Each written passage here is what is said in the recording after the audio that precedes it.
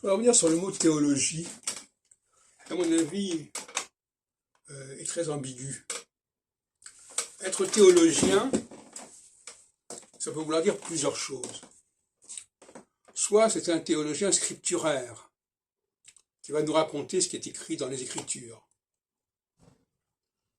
avec tout ce qu'il peut y avoir de compilation, d'emprunts, etc. Et puis il y a la théologie qui serait plutôt de l'ordre de la métaphysique et de l'ordre de la philosophie, où l'on s'interroge véritablement sur la notion de projet, sur la notion de création, par-delà tout ce qu'on peut nous en dire dans les textes. Le grand problème aujourd'hui, c'est que les gens, quand ils discutent, ils ont tendance à vouloir toujours se référer à des textes. C'est-à-dire qu'ils ne sont pas capables de penser par eux-mêmes. Ils disent c'est écrit comme ceci, ou un tel a dit cela, etc.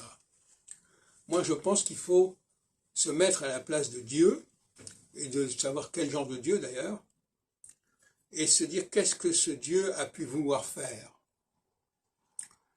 Et c'est ainsi que j'en arrive à l'idée de l'absurdité de la notion de fils de Dieu, qui effectivement est illustrée dans les évangiles, notamment, mais qui, à mon avis, est extrêmement improbable théologiquement. Si on demande à des gens de prévoir la création, le mécanisme de la création, le processus de la création, à travers les siècles, il faudra plutôt passer par un peuple que par une personne, aussi remarquable était-elle, qu'elle était. Et donc, par conséquent, on voit bien que le personnage de Jésus se substitue et remplace le processus du peuple élu.